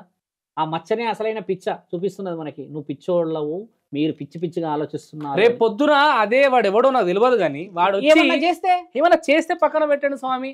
ఈమె నమ్మకాన్ని వాడు చేతిలోకి అవకాశంగా వాడుకుంటే ఏమవుతుంది? నీకు మచ్చున్నది, ఈ రోజు ప్రజలు, సమాజం అందరూ మనం నమ్మాలంటే నువ్వు నన్ను పెళ్లి చేసుకోవాలి, నాతో మధ్యలో కలవాలి అన్నాక ఇంకో విషయం ఏం చెప్తుంది తెలుసా? ఇక్కడ ఈ అమ్మాయి ఫూల్ అవుతుంది. ఎందుకంటే నువ్వు ఆ రోజు ఒప్పుకున్నావు కదా నేనే నీ కార్తికేయుడిని, ఆ రోజు నువ్వే చెప్పావు కదా నేను నీకు కావాల్సిన వాడిని అని, కాబట్టి ఇది జరగడంలో తప్పేముంది అని చెప్తే ఈ తల్లి అమాయకురాలైపోయి అవగాహన లేని జీవితంలో ఎక్కడికి పోతుందమ్మా? ఈ వర్షన్ నేను చెప్తున్నది. వాడిని కూడా అడగాల్సిన అవసరం ఏమున్నది? ఆయన గారిని పిలిచి చెప్పాల్సిన విషయం ఏమున్నదంటే, బిడ్డ వయసున్న దాని దగ్గర విషయం వచ్చి నువ్వు నేను ఇది చేయాలి, నేను అది చేయాలి అన్నప్పుడు వచ్చి కాళ్ళు పట్టుకోవాలి. అమ్మా, గత జన్మలో నేను ఉండవచ్చును, కానీ నా రాముడు పుట్టిన ఈ భూమండలంలో మానవ శరీరం ఎత్తిన మనం ఆ రాయి అహల్యాదేవి పక్కనే ఉండి తండ్రి తగిలినప్పుడు వెనుకకు కూడా చూడలేడు ఆయన. నేను పరిస్థితి నీడ కూడా నా మీద పడనీయదు. ఎవరమ్మా మీరు అని అంటే, నేను అహల్య అని, నేను గత జన్మలో ఈ విధముగా ఉండే, ఈ శాపంతో నేను ఈ విధముగా అయ్యాను అని అన్నప్పుడు రాయిని కూడా పవిత్రంగా చూసిన గ్రంథం అమ్మ. గత జన్మలో మీరు నాకు ఉండవచ్చును, కానీ శరీరం వదిలినా కదా ఈ జన్మలో నేను మీకు మంచి శ్రేయోభిలాషని అనాల్సింది. ఆయన ఏమన్నాడు తెలుసా? అందులో నాకు మచ్చుందండి, అందరూ ఒప్పేసుకున్నారు, వాళ్ళు మచ్చున్నది అన్నట్టున్నాడు. మచ్చుంటే ఒప్పేసుకున్నారా? చెప్పులు తీసుకొని కొట్టేటోడు లేక పోలీస్ అధికారులు కూడా ఏం చేస్తున్నారు? ఇలాంటి వ్యక్తులు పట్టుకొని ఇలా ఎందుకు సమాజానికి సంబంధించిన అడగాల్సిన అవసరం ఉంది. నేను కంప్లైంట్ ఇస్తాను ఇలాంటి విషయాల్లో. సూపర్. ఇదే క్రమంలో రీసెంట్ గా ఇంకొక ఆమె వచ్చి ఏమంటున్నది, నాకు దేవత పూనుతుంది, నాకు విగ్రహాలు ఎక్కడున్నాయో తెలుసు, అక్కడ గుళ్ళు కట్టాలి, గోపురాలు కట్టాలి. నేనేమంటున్నా స్వామి, ఖచ్చితంగా మన వ్యవస్థ, మన మన మన కేంద్రము ఖచ్చితంగా మనకు సహకరిస్తున్నది. నిజంగా అలాంటివి ఏమైనా ఉన్నప్పుడు ఖచ్చితంగా కోర్టు నుంచి పర్మిషన్ తీసుకొని గుళ్ళు కట్టుకుంటున్నాము. అద్భుతంగా ముందుకెళ్తున్నటువంటి సమయంలో వీళ్ళు తప్పుదారులు పట్టడానికి, పట్టించడానికి ఇలాంటి ఫేక్ ఇవన్నీ కూడా వాళ్ళే దాచిపెట్టి వాళ్ళే తీసి ఇవన్నీ చేస్తే మనకి ఫారెన్సిక్ రిపోర్ట్ ఉండదా? అదొకవేళ నిర్ధారణకు వచ్చిన తర్వాత ఇది అబద్ధమని నెరవేరిన తర్వాత మన ధర్మం ఏం కావాలి? మన మీద ఎంతమంది ఏ విధంగా తక్కువ అంచనా, మనకు రేపటి భవిష్యత్తు మీద నమ్ముతారా? నిజంగా కూడా దేవుణ్ణి నమ్మరు కదా. నేను చెప్పేది పోరాటం కూడా ఏంటంటే, గురువులు ఉన్నారు ఇక్కడ, గురు పరంపర ముఖ్యమైనది. శిష్యులు ఉన్నారు, శిశు పరంపర ముఖ్యమైనది. సంసారాలు ఉన్నాయి, సౌభాగ్యవతులు ఉన్నారు, అందరు ఉన్నారు కదా. దీని అన్నిటికీ రక్షకుడు, జగత్కారకుడు ఒక దేవుడు ఉన్నాడు కదా. ఈయన గారి ద్వారా వెళ్తే వివరణ చాలా ముఖ్యమైనది. జగద్గురు ఆదిశంకరాచార్యులను ఈ రోజు మనం గురువు అంటున్నాం, దేవుడు అని లేదు. ఇంకోటి లైవ్ ఎగ్జాంపుల్, రామ భట్టాచార్యులు, భద్రాచార్యులు శ్రీరాముడి యొక్క మందిరం గురించి ఆనవాళ్ళు చెప్పాడు. ఒక గుడ్డివాడు ఫలానా రామసేతు దగ్గర 16వ మెట్టు దగ్గరనో ఏదో సంథింగ్ అయినా చెప్తే సైంటిస్టులు అందరు వెళ్ళి అక్కడ రామసేతు ఉంది, అది రాసుంది, ఆ సుందరకాండలో వివరించింది అని చెప్తే అది నిజమని చెప్పి మనకు రామ మందిరం మనదే అని పర్మిషన్ ఇచ్చారంట. గుడ్డివాడు చేశాడు శంకర. కళ్ళున్న మనందరం ఏమి చెయ్యాలి? ఒక్కసారి ఆలోచించు. పరమాత్ముడు గుడ్డివాడికి నిజమైన కళ్ళు ఇచ్చాడు, ఎంతమంది కళ్ళు మేలుకొల్పించాడు. కళ్ళు చూస్తున్నాముగా, లోకాన్ని చూస్తున్నాముగా. ఒక 4 సంవత్సరాల క్రితం అనుకుంటా స్వామి, నేను ఒక న్యూస్ లో చూసిన నమ్మకం ఎక్కడి వరకు తీసుకెళ్ళిందంటే, తల్లిదండ్రులు ఇద్దరు కూడా పాఠశాలల్లో ఏమంటారు ప్రిన్సిపల్స్ ఇద్దరు అంతా చదువుకున్న తర్వాత పిల్లలు కూడా ఒక ఆమె డాక్టర్ చదువుతున్నది, ఇంకొక ఆమె కూడా మంచిగా చదువుకున్నటువంటి జ్ఞానులు. ఇలాంటి వ్యక్తులు ఇట్లనే ఎవరినో నమ్మి మనిషికి చావు ఉండదంట మనం ఇలా చేస్తే అని చెప్పి నగ్నంగా బట్టలు లేకుండా తల్లి తండ్రి ముంగట ఇద్దరు ఆడపిల్లలు, వయసున్న ఆడపిల్లలు బట్టలు లేకుండా గుడి అంటే దేవుడి దగ్గర వాళ్ళ విగ్రహం దగ్గర ఏదో పూజలు చేస్తూ ఫస్ట్ ఒక కుక్కను చంపేసిరు. కుక్క మళ్ళీ తిరిగి వస్తారంటే రాలేదు. తర్వాత చిన్న బిడ్డగా చంపేసిరు, చిన్న బిడ్డ రాలేదు. త్రిశూలము నెత్తి మీద పెట్టుకొని కొట్టుకున్నారంట స్వామి. ఇంత అంటే అంత అమాయకంగా నడుస్తుంది సమాజము. మళ్ళీ అక్కడ క్షుద్ర ప్రయోగం జరుగుతుంది. దైవాధీనం అనేది లేదు అక్కడ. లేదు. ముగ్గురు చనిపోయిన తర్వాత తన తండ్రి భయపడి కిందికి పోయి వాళ్ళ ఫ్రెండ్కి ఫోన్ చేసి విషయం అంతా చెప్తే ఇంట్లో లోపలికి పోలీసు వాళ్ళు పోతే మొత్తం రక్తం ఆడపిల్లలు ఇద్దరంతా నగ్నంగా పడిపోయి ఉన్నారు, శివాలయారు. కుక్క చనిపోయింది. ఇది జరగబోతుంది స్వామి. ఇది జరుగుతుంది మనం ప్రశ్నించకపోతే. రేపటి రోజు ఆడపిల్లల రక్షణ చాలా ముఖ్యమని కొట్టుకాడుతున్నది, గొడవ పడుతుంది కూడా దీనికే. ఇప్పుడు గురువులందరూ ఏకమయ్యారు, మాకు చాలా ఆనందం. అది ఈ శివశక్తులందరూ ఏకమయ్యారు, అది నాకు చాలా ఆనందమే. ఇప్పుడు వీళ్ళందరూ ఏకమై ఏం చేస్తున్నారంటే స్వామి ఇలాంటి చేయకూడదు అని ఖండిస్తున్నారు, రక్షించుకుంటున్నారు వాళ్ళు. అది నాకు అప్రిషియేటే. మిమ్మల్ని తిట్టినా పర్లేదు, నాకు శివశక్తులు అంటే నాకు గౌరవం ఉన్నది, కానీ నేను ఎక్కడ అగౌరవపరిచేటోని కాదు. నన్ను అగౌరవంగా దించేసి నన్ను అగౌరవంగా నువ్వు ఇది అది అని అంటే నేను ఎక్కడా కూడా తగ్గేటోని కాదు మిత్ర. శివభక్తుడిని నేను బాగా గుర్తుపెట్టుకోవాల్సిన విషయం ఏంటంటే, నేను వీధుల్లో అడుక్కుంటా. ఇప్పుడు కూడా చెప్తున్నా, నేను భిక్షాటన చేస్తా. మొదట ప్రశ్న నీతో అడిగింది కూడా అదే, నేను భిక్షాటన చేస్తా స్వామి. అంటే నాకు భిక్ష చేయడానికే సిగ్గు లేని వాడిని. మీ అందరి విషయాలకి గౌరవం. నాకు వ్యవస్థ కాపాడండి, మీరు ఆడపిల్లల్ని కాపాడండి. ఎంత బలం అనిపిస్తుంది అంటే నాకు ఆ వారం నుంచి సంక్రాంతి పండగ ఎవడు ఎలా చేసుకున్నా నాకు తెలియదు, కానీ నేనైతే లేను 5 రోజులు లేను. నేను ఫుల్ షెడ్యూల్ ఒకటే తిరుగుడు మిత్ర. వీళ్ళందరూ ఏకమై నన్ను తిడుతున్నారుగా. వీళ్ళందరూ ఏకమై ఇంకోటి ఏం చేస్తున్నారు తెలుసా? కాపాడుకుంటున్నారు. ఇలాంటి వాళ్ళు బయటికి వస్తే నోరు ముయ్యి అని చెప్తున్నారు. ఇప్పుడు నాలాంటి వాళ్ళని తిట్టుండి మిమ్మల్ని మీరు కాపాడుకుంటున్నారు కదా. ఆ అమ్మాయిలకు అందరూ వీళ్ళు ఏకమవుతున్నారు. గురువులందరూ ఏం చెప్తున్నారు? మనందరం ఒక విధంగా వెళ్ళాలి, ఇలాంటి గౌరవాన్ని కాపాడుకోవాలని చెప్పడంలో ఎంతటి విలువ నాకు వచ్చిందంటే, ఇప్పుడు వీళ్ళందరూ గౌరవించబడితే నేను అసలు విలువరహితమైన మనిషిని అంటున్నాను. నాకు విలువే అవసరం లేదు. మిమ్మల్ని మీరు కాపాడుకుంటే, ఆడపిల్లల్ని కాపాడుకుంటే, నా ఇల్లు నా సంసారం నేను కాపాడుకునే వాడినే కదా. అది కదా నాకు కావాల్సింది. వాళ్ళందరూ ఏకంకండి తిడుతున్నారు నన్ను. ఒక్క విషయం స్వామి, మీరు చెప్పండి, ఇప్పుడున్నటువంటి కాలంలో నిజంగా ఒక దేవుడు ఒక మనిషిలో పూనాలన్నా ఏదన్నా విషయం చెప్పాలన్నా ఎట్లా చెప్తాడు స్వామి? ఇప్పుడు ఏ విధంగా చెప్తాడు స్వామి? వాస్తవం మీరు అడిగిన ప్రశ్న లోతైన ప్రశ్న. గుడి కట్టిన సమయం ఇప్పుడు 2026కి గుడి పూర్తవుతుంది. ఇంకొంచెం కాగితాల పని నడుస్తుంది. నా గుడి పని మొదలైనాక వేదాంత్, నువ్వు అడిగిన ఈ ప్రశ్నకి రుజువులతో పాటు బలమైన రుజువులు ఇస్తాను నీకు. నేను ఏ విధముగా ఎలా, ఎందుకంటే మొన్న ఒక వర్షంలో ఒక మనిషి ఏమన్నాడంటే, స్థితిగతి లేని వాడివి నువ్వు అన్నాడు కదా. నా స్థితి నాకు వచ్చినప్పుడు నేను ఎవడి గతిని ఏ విధంగా చెప్పాలో చెప్పే రోజు వస్తుందని నేను ఆశిస్తున్నా. ఎందుకంటే నాకు స్థితిగతి లేదు. ఇప్పుడు నేను ఎక్కడో కూర్చుంటున్నా, నాకు అసలు అవసరమే లేదు, నేను అక్కడే కూర్చుంటున్నా. అవమానాలు అనుమానాలు ఎన్నో ఉన్నాయి, నేను అక్కడే కూర్చుంటున్నా. రోడ్డు పైన అక్కడే కూర్చుంటున్నా. నేను దొంగనైతే నేను ఆడ కూర్చోను, నేను రుజువు చేయడానికి ఆడ కూర్చున్నా. ఇంకో విషయం నేను అందరికి ప్రేక్షక మహానీయులకు చెప్పేది ఏంటంటే, కేదార్నాథ క్షేత్రం అక్కడ శివరుద్ర సాధువే కడతాడు తప్పితే ఇంకా ఏ మహానుభావుడు ఎవరెవరు నన్ను దొంగలని, ఎవరెవరు నన్ను ఇండైరెక్ట్గా డైరెక్ట్గా ప్రేరేపిస్తున్నారో వీళ్ళందరి లెక్క చాలా బలంగా నా తండ్రి మహాముఖంటి అనుమతితో నేను అప్పచెప్పుతా. ఆ రోజులు ఉన్నాయి. చాలామంది నన్ను ఏ విధంగా నెగిటివ్ అనుకున్నా కూడా అక్కడ నేను ఎన్నికి తగ్గను. ఎందుకంటే నేను కట్టేది గుడి, పరమేశ్వరుడి గుడి. నా ఇల్లు కడతా అంటున్నా నా శంకర. ఆ రోజు నువ్వు వచ్చి కూడా స్వామి గుడి కడితే మేము వస్తామంటే నేనేమన్నా కడతాం, తొందరగా చేద్దామంటే గుడి కట్టి ఈ దేహం ఎన్నేళ్ళు బతుకుంటుంది మిత్ర? 10 ఏళ్ళు 20 ఏళ్ళు. కానీ నా గుడి ఎంతమంది భక్తులు ఎంతమంది చూసిపోతారు. ఏ శివరుద్ర సాధు కట్టిండని గుడికి వస్తారా? శివుడు ఉన్నాడనే వస్తారా కదా అక్కడికి. ఇంత చిన్న లాజిక్తో నన్ను దొంగ అంటున్నారుగా. నా తండ్రిని శివుడినే దొంగ అన్నారు. నన్ను దొంగ అనకపోతే నాకు విలువ వస్తుంది. ఎవరి తండ్రి దొంగ అయితే కొడుకు కూడా దొంగే కావాలిగా, తండ్రి దొంగ అయితే భక్తుడు కూడా దొంగే కావాలి కదా. కాబట్టి మాకు అవమానాలు మంచిదే, భయపడే స్థితిలో నేను లేని శంకర. ఈ కలియుగంలో మనిషికి దేవుడు ఎంతవరకు శక్తులను ఇయ్యగలుగుతాడు? మీ ప్రశ్న ఒక చిన్న ఎగ్జాంపుల్ స్వామి, చిన్న example, sorry for interrupting. Recent గా కొంతమంది కెమెరా ముందుకు వచ్చి ఎవరు చేతులు పడేయాలి, ఎవరు మాటను పడేయాలి, నువ్వు చెప్పు నేను చేస్తా, నువ్వు షాక్ అయితో నేను చేస్తే ఎందుకు స్వామి అలా దేనికి అలా ఉంటుందా చేస్తున్నారు? స్వామి? నువ్వు ఒకసారి ఆలోచించు. కలియుగంలో ఒక శాసనంలో రాసింది, నేను బాగా చెప్తా. ఈ మధ్య రాస్తున్నది రుద్ర పురాణం అంటారు దాన్ని. అఘోర పురాణం, రుద్ర పురాణం ఉంది. దాంట్లో ఏం రాసింది తెలుసా మిత్ర? దేవతలు విగ్రహం లోపటే ఉన్నారు. ఒకప్పుడు దేవతలు విగ్రహంలో నుంచి బయటకు వచ్చేవాళ్ళు. సినిమాలు చూసావా? పాత సినిమాల్లో విగ్రహంలో నుంచి వాళ్ళు బయటకు వచ్చి ఏందమ్మా తిన్నావా, ఎక్కడొచ్చి పడ్డావి ఎలాంటి అనేవాళ్ళు కదా. విగ్రహంలో నుంచి రాకపోవడానికి కలియుగమే ముఖ్య కారణం. ఇక్కడ ఎందుకు రారు తెలుసా? విగ్రహంలోకి సాక్షాత్తు దేవుడు వస్తే కూడా నీవు దేవుడివే కాదవయ్యా రుజువు చేయి అని చెప్పి అడిగిన ఆ మాటలు, ఆ ప్రశ్నలు గతంలో చాలా మందిని ఇబ్బంది పెట్టడం చేత కనీసం దేవతలు విగ్రహంలో ఉంటేనన్నా వీడు ఆ విగ్రహానన్నా చూసి పూజిస్తాడు అని చెప్పి విగ్రహం దాటి బయటకు వస్తలే. ఎందుకు వస్తలేడు తెలుసా మిత్ర? నువ్వు మొదట ప్రశ్న ఏమడుగుతావు తెలుసా? దేవుడు రాగానే ఇల్లు, సంసారం, డబ్బు, నట్రా, ఇంకేదైనా కావాలంటే అడుగుతావు. ఫేస్ వాల్యూ ఇన్ని అడుగుతావు. ఇన్ని అడిగినా నీకు దేవుడితో పని ఏముంది? దేవుడు అడిగేది ఏం తెలుసా? మనస్సాక్షి, పుణ్యం. అక్కడ కూర్చున్న ధర్మం. అన్నం పెట్టావా, ఆకలితో ధర్మంగా ఉన్నాడా, ఇది నీతి, చేయమంటున్నాడు. నిజాయితీ. ఇవి అడగడానికి ఆయన ఉన్నాడు అంటే మనం ఏం అడుగుతాము? పడాలి ఇంకా పైనుంచి. ఒక ఆయన నిమ్మకాయలు చెప్తున్నాడు నిన్న యూట్యూబ్లో. లేపేస్తే పడిపోతున్నాయి డబ్బులన్నీ కిందికి. భారీష్ అంటారంట దాన్ని.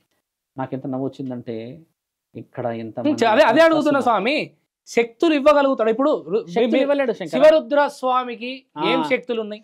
శివరుద్ర స్వామి దగ్గర భక్తి, శివరుద్ర స్వామి దగ్గర గురు పరంపర, శివరుద్ర సాధు దగ్గర ధర్మం, సనాతన ధర్మాన్ని కాపాడే లక్ష్యం ఉంది. ఆ లక్ష్యానికి పరమాత్ముడు తోడై ఉన్నాడు. మీరు అడిగింది ఏంటంటే దేవుడు ఏం శక్తి ఇస్తాడు అంటున్నావు కదా. అవును అవును. ఈ దేహాన్ని పుట్టించుకుంటాడు కారణం చేయడానికి. ఈరోజు శివశక్తులు ఈరోజు బోనాలు ఎత్తుతున్న వాళ్ళ కొందరు ఎందుకు ఎత్తుతున్నారు బోనాలు? నువ్వు నేను ఎందుకు ఎత్తుతలే బోనాలు అంటే వాళ్ళ అర్హత చాలా అవసరం అక్కడ, వాళ్ళ శరీరం చాలా అవసరం అక్కడ. ఈరోజు బాగా బాగా డబ్బులు ఉన్న వాళ్ళు, బాగా చదివిన వాళ్ళు ఎందుకు ఎత్తుతలేరు బోనం? నీకు డబ్బులు ఉన్నాయిగా, ఎందుకు ఎత్తుతలేరు అంటే వాళ్ళ అర్హత, వాళ్ళకి పరమాత్ముడు ఇచ్చిన మహాబలం అది. కారణ జన్ములు వాళ్ళు. వాళ్ళ ద్వారా దేవుడికి విలువ వస్తుంది అక్కడ. అందరు ఎందుకు ఎత్తలే? మొన్న కూడా నాతో గొడవ, మహా గొడవ. నువ్వు ఎత్తుతావా బోనం అని నన్ను అంటున్నాడు. అంటే నేను బోనం ఎత్తడం కాదరా నాయన, మగవాడివి కదా, జిమ్ము పోతున్నావు కదా, నువ్వు ఎత్తునాయన ఒక గంట సేపు బోనం అన్నా. అమ్మో మెడలన్నీ పట్టేస్తాయి నాకు చేస్తారంటే అక్కడ 5 అంతస్తులు ఎత్తుతారు బోనము. అదే వాళ్ళ శరీరానికి ఉన్న విలువ, అదే అర్ధనారీశ్వరి తత్వం, వాళ్ళకున్న శక్తి. అది నీకుండదు అది. ఎందుకంటే నీవు ట్యాబ్లెట్లు, మందులు, అది ఇది అని మొత్తం లోపల నుంచి చెత్త చేదారం. కానీ వాళ్ళకి అర్హత ఎందుకు ఇచ్చాడంటే కల్మషం లేకుండా కేవలం భక్తి అన్న దాంతోనే బోనం ఎత్తుతారు. ఇలాంటికి ఒక అర్హత ఇచ్చాడు కదా దేవుడు, ఇచ్చేది అది. నేను అది నమ్ముతా అంటున్నాను. నేను బాగా గుర్తు. నువ్వు ఏమిస్తారు స్వామి, ఏమిస్తారంటే ఓ కారణ జన్ముడు ఒక కారణంతో ఉన్నాడని చెప్పేసి పరమాత్ముడు చూపిస్తూనే ఉంటాడు. ఒక కారణ జన్ముడు. సరే స్వామి, మీరు ఒక కారణ జన్ములు. మీరు శివభక్తి గురించి మా అందరికి ధర్మ ప్రచారం చేయడానికే మీరు పుట్టారేమో, భక్తిని బతికించడానికే పుట్టారేమో అనుకుందాం. ఓకే ఇప్పుడు నేనున్న స్వామి, మీకు ఆ దేవుడు ఆ అనుగ్రహం మీకున్న తర్వాత నేను ఒక అపవిత్రం అంటే దేవుని ముంగట వచ్చి దండాలు పెడతా, 100 కొబ్బరికాయలు కొడతా, కానీ వెనక మాత్రము అధర్మ కార్యక్రమాలు చేస్తుంటా, 100 మందిని చంపుతుంటా. ఏ విధంగా? శారీరకంగా కాదు, మనసును బాధ కలిగించి, ఏమంటే వాళ్ళ ప్రశాంతత కోసం, నేను ప్రశాంతంగా ఉండడానికి వాళ్ళకి ప్రశాంతత లేకుండా చేస్తాను. ఇలాంటివన్నీ చేస్తున్నా స్వామి. దేవుని ముంగడ మాత్రం 100 కొబ్బరికాయలు కొడుతున్నా. నీకు శక్తివంతు, మీరు చాలా శక్తులు ఉన్నటువంటి దేవుడు అనుగ్రహంలో ఉన్నటువంటి భక్తులని నేను నమ్మి మీ దగ్గరకు వచ్చిన. దేవుడా, ఇగో మీకు ఎట్లయినా దేవుడు ఉంటుంది కదా, దేవుడు వచ్చినప్పుడు చెప్పు, నా తప్పులన్నీ క్షమించమని చెప్పు, నేను మీకు ఏం చేయమంటే చేస్తా, ఎన్ని పూజలు చేస్తా అన్ని పూజలు చేస్తా అంటే తప్పు దేవుడు క్షమించగలుగుతాడా? క్షమించలేడు. మరి క్షమించలేనప్పుడు ఈ కారణ జన్ములు ఎందుకు వాళ్ళ భక్తులను డబ్బులు తీసుకొని వాళ్ళ స్వార్థం కోసము, మీరు ఇవి చేస్తే మీ పాపాలు పోతాయి, అవి చేస్తే పాపాలు పోతాయి అని ఎందుకు చెప్తారు? అది తెలుసుకోవాల్సింది ఎవరు? ఒక గురువు. మీరన్న ప్రశ్నకే వస్తా. చాలా తప్పులు చేశాడు, కానీ అందులో ధర్మం అనేది గెలవాలి, పవిత్రంగా మనం ముందుకు పోవాలనేది కొన్ని పరీక్షలు ఉంటాయి. ఈ పరీక్షలన్నీ కనిపెట్టాల్సింది ఎవరు స్వామి? భక్తులు కదా. భక్తులు మరి నీ అమాయకత్వాన్ని అక్కడ పోయి చెప్పడం కంటే ముందు దైవాధీనమైన ప్రశ్నలు అడగాలి కదా. ఎవరు మోసపోయారు తెలుసా మిత్ర? ఓపెన్గా మనం మాట్లాడుకోవాలి. ఇక్కడ స్వార్థంగా వచ్చిన భక్తులే మోసపోయారు. నువ్వు అన్నట్టుగా నా బిడ్డకు పెళ్లి కావాలి, మా ఇంట్లో కులదైవాన్ని నిల్చోబెట్టండి, మా అమ్మకి కట్లేశారు, వాళ్ళందరినీ కాపాడండి, నా బిడ్డ ఆరోగ్యంతో బాగా అయిపోవాలి, మృత్యువు గండం నుంచి బయటపడిపోవాలి, మా పొలం బాగా పండాలి, బిడ్డకి ఈ విధంగా ఉద్యోగం రావాలన్న వాళ్ళందరూ సక్సెస్ అయ్యారు మిత్ర. బాగా గుర్తుపెట్టుకోవాల్సిన ప్రశ్నను అడిగింది. ఈ న్యాయమైన ప్రశ్నలు అన్నీ గెలిచాయి. నా బిడ్డ వివాహం చేసుకుంది అయిష్టంగా, నాకు ఇష్టం లేదు, వాడిని ఇబ్బంది పెట్టేయాలి, అక్కడ గెలవలేదు. ఎందుకంటే అక్కడ మాంగళ్యానికి బలం ఉంది. మా కొడుకు నా మాట ఇంటలేడు, వాడు మా దగ్గరకు వచ్చేసేయాలి, భార్యని పిల్లల్ని అందరినీ వదిలిపెట్టేసేసి నా మాటే వినాలే, నేను వేరే వానికి చేస్తా, ఇవన్నీ అపవిత్రమైన వర్డ్స్. ఇలాంటి వాళ్ళదే మీరు అన్నది అపనమ్మకం. నమ్మకం, నా బిడ్డ నా కొడుకుని ఏడున్నా బాగుండాలి, వాడు మమ్మల్ని కలిసేలా చెయ్యంటే పంచభూతాలు ప్రబదగణాలై కలుస్తాయి కదా శంకర. ఓహో, న్యాయం ఉంది ఇక్కడ, ధర్మం ఉందని. నువ్వు అడిగిన ప్రశ్న ఏంటంటే మోసపోతున్నారు గురువులు, మోసం చేస్తున్నారు గురువులు అని అంటే మిత్ర, నిజమైన న్యాయమైన పనులు జరిగి లక్షల మంది బాగుపడిన వాళ్ళు నా ఉన్నారు. గురువులే కాదు స్వామి, ఇప్పుడు వీళ్ళు ఎవరైతే వచ్చి మాకు దేవుడు పూంతాడు, మాకు పాత జన్మలు అన్ని గుర్తున్నాయి అని చెప్పేటోళ్ళు కూడా ఫైనల్ ఎజెండా ఏంది స్వామి? వీళ్ళని ఎవరో వెనక నడుపుతున్నారు, వీళ్ళకు ఒక్కసారి రుజువు కాలేదు అలాగా. నేను ఏమంటున్నా అంటే వాళ్ళ ఫైనల్ ఎజెండా అదే ఉండే. ఎజెండా ఏముండే అని అంటే ఇవన్నీ చెప్పుకుంటే రేపు పొద్దున భక్తులు పెరుగుతారు, మార్కెట్ పెరుగుతుంది, డబ్బులు పెరుగుతాయి. మనం ఒకరితోటి అంటే వాళ్ళ ఏమంటారు, జస్ట్ వాళ్ళు మాట్లాడాలంటే కూడా డబ్బులు, ఇంత డబ్బులు ఛార్జ్ చేసే అంత శక్తి వీళ్ళకి చూపిస్తే సరిపోతుందని కెమెరాల ముంగట చేసి. అంటే ఇది కలియుగము. కలియుగంలో మనం ఏం మాట్లాడవచ్చు అంటే, కలియుగంలో 2 విషయాలు మాట్లాడతాం. కలియుగంలో మోసం చేస్తారనుకోండి, ఉదాహరణకు నేను నిన్ను మోసం చేశా, నువ్వు మోసపోయావు. ఇక్కడ కలియుగంలో మోసం చేసేవాడు రాజు. బాగా గుర్తుపెట్టుకో, మోసం చేసేవాడు రాజు. నిజమా స్వామి? నేను చెప్తాం మొత్తం పూర్తి కానివ్వండి. మోసపోయిన వాడు ఎవడు తెలుసా? బానిస. అయితే కొంచెం నిద్ర ఇలా ప్రశాంతంగా దైవాధీనంలోకి వెళ్ళిన రోజు అనుకుందాం. అంటే రేపు మాపో చస్తావన్న రోజు కొంచెం వెనక్కిరా. నిన్ను నమ్మినవాడు, నీవే సర్వస్వం ఉన్నవాడిని మోసం చేసావు కదా. అసలైన మోసం ఎవడు? రాజుని బంటు మోసం చేశాడు ఇక్కడ, బానిసని. ఇక్కడ ఏమనుకుంటూ, వీడు నా బానిస, వీడు నిన్ను తెలివిగా మోసం చేశా, వీడి ఇంట్లో తిన్నా, వీడి డబ్బులు వాడుకున్నా, వెన్నుపోటు దింపితే నా కొడుకు నొప్పి ఇంకా దిగలేదురా, ఏమున్నదిరా ఈ ఆలోచన అని జీవితం మొత్తం ఎంజాయ్ చేస్తుండ మిత్రం. Ego attitude. ఒకసారి వాడు మరణ శయ్య మీదకి వచ్చినప్పుడు ఎవడు రాజు, ఎవడు బంటు, ఎవడు నిజమైన గురువు, నిజమైన స్నేహితుడు అని తెలిసిన ఆ క్షణము పరమాత్ముడు మొదలు పెడతాడు. అది గరుడ పురాణం వేస్తాడుగా శిక్షలు. ఇది ఇక్కడ ఎవరు మోసగాలు తెలుసా మిత్ర? మోసం చేస్తున్నవాడు మోసగాడు, మోసపోతున్నవాడు నిజమైన స్నేహితుడు శంకర. అది తెలుసుకోలేని సమాజంలో ఉన్నాం మనం ఇక్కడ. నన్ను వెన్నుపోట్లు పడిసారే నా స్నేహితులు, నన్ను వెన్నుపోట్లు పడిసారే ఎంతమంది. ఈరోజు శివరుద్ర సాధు అంటవాడు యూట్యూబ్లో కనబడుతున్నాడంట. ఎక్కడి నుంచి వచ్చిండ్రా వీడేనా అని స్నేహితులు ఎదురు చూస్తున్నప్పుడు ఏమనిపిస్తుంది తెలుసా? మీరంతా నేనే అనుకున్న రోజు ఒంటరివన్నీ చేశారా. ఈరోజు మీ కళ్ళు ఎత్తుకుతున్నప్పుడు పరమశివుడు నన్ను ఒంటరిగా ఉన్నప్పుడే లాక్కెళ్ళాడు. ఎంతటి మీనింగ్ఫుల్ డిస్కషన్ చేయొచ్చో తెలుసా మిత్ర? ఈ రోజుల్లో యూత్ అంతా ఏడుస్తున్నారు. వెన్నుపోట్లు పొడిచిన ఆడపిల్లలు, వెన్నుపోట్లు పొడిచిన పురుషులంతా మద్యానికి బానిస, టాబ్లెట్లు ఇస్తే నిద్రపోతలేరు, సెల్ఫ్ సైడ్ ఒక రూమ్ లో బందీ అయిపోతున్నాడు. ఎందుకు తెలుసా? నమ్మినవాడు మోసం చేసి నీటికి వచ్చి నీ అన్నం తిని ఎట్లా పెడుస్తారు మిత్ర? అసలు అది ఏమన్నా ఉంటుందా? నేను చెప్పేది ఏంటంటే, అలాంటి వాళ్ళకి వెన్ను పోటు అయితే పొడిచావు, ఆ నొప్పి ఇంకా ఉంది, కానీ ఒక్కసారి ఆ పోటులో నుంచి ఆ తీసి వెనకాల పొడిచే ఆ పోటు 11 తరాల వరకు నొప్పి అవుతుంది. అంటే ఒక మంచి వ్యక్తిని కోల్పోవాలన్నా కూడా ఈ రోజుల్లో ఆలోచించాలి. నువ్వు కోల్పోయావు. ఎలా కోల్పోయావు తెలుసా? నీ స్వార్థానికి కోల్పోయావు ఈ రోజు, నువ్వు నీ ఇష్టానికి కోల్పోయావు ఈ రోజు. ఆ స్వార్థం యొక్క ఆనందం తక్కువ సమయం. మరణ శయ్యాన్ని ఎందుకు వాడినంటే, నీకు మరణించే వరకు తెలిసేస్తుంది. పరమాత్ముడు ఆజ్ఞనే అది మిత్ర. శిక్షలు దేవుడు చెప్పకుండా అయ్యాడు మిత్ర. ఇది కూడా బాగా గుర్తుపెట్టుకో. భిక్షం అడగటాన్ని గమనిస్తావా? నీవు కళ్ళు ఇలా పెడతాడు, ఇలా ఉంటాడు, నువ్వు వేసేది ₹2 గుర్తుపట్టగలడు ఆయన. అంటే నీవు భిక్ష తీసుకున్న సమయంలో నీవు చేసిన పాపాన్ని ప్రాయశ్చిత్తం చేసుకోవాలంటే నీకు జ్ఞానం అవసరం. ఆ జ్ఞానాన్ని పెట్టి భిక్ష అడిగిపిస్తాడు. బాగా గుర్తుపెట్టుకో. అందరికి వేస్తావా రోడ్డు పైన భిక్ష? నువ్వు కొందరు చూసి, అమ్మ వీడు ఈయనకి ఏ బుద్ధి అయితే లేదురా, వీడు వేస్తే తాగుతాడేమో, అదైతే. కొందరు ఏం చేస్తావు, నువ్వు ఇన్నే ఉండమ్మా, 10 నిమిషాల్లో పోయి ఏదో ఒకటి తెచ్చిస్తా. అది పాప ప్రాయశ్చిత్తం. ఎక్కడైతే వేయకూడదు అని నీకు మనసుకి వస్తుందో అది పాపం, వాడు ఇంకా పండే సమయం ఉంది అని అర్థం. ఎక్కువ శాతంగా భిక్షాటన గుడి దగ్గర ఉన్న వాళ్ళని చూడు, మొహం పైకి పెట్టారు మిత్ర. నువ్వు గమనించు. వీధుల్లో అడుకున్న వాళ్ళే పైకి పెడతారు, కానీ గుడి దగ్గర ఉంటారు చూడు, వాళ్ళు మొహం పైకి పెట్టారు. ఎందుకు పెట్టారంటే శాపాన్ని అనుభవిస్తారు. నేను ముమ్మాడికి ఆ విషయం చెప్తా. ఈరోజు నన్ను అంటున్నారుగా, అక్కడ కూర్చొని అడుక్కుంటావరా నువ్వు అని అన్నారు కదా. ముమ్మాడికి నేను అడుక్కుంటున్నాను శంకర.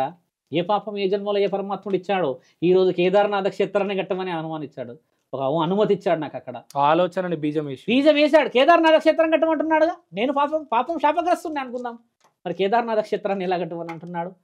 పాపాన్ని ప్రాయశ్చిత్తాన్ని పరమాత్ముడి ఇల్లే లేదు నాకు, నిజమే ఇల్లే లేదు నాకు. మరి మీ అందరికీ నాకు సొంతం ఇల్లు ఏదో చూయించమంటున్నా. నన్ను పూడ్చిన మట్టిలోనే కదా అందరినీ పూడ్చేది. నీకు సపరేట్ ఏమైనా ఉందా?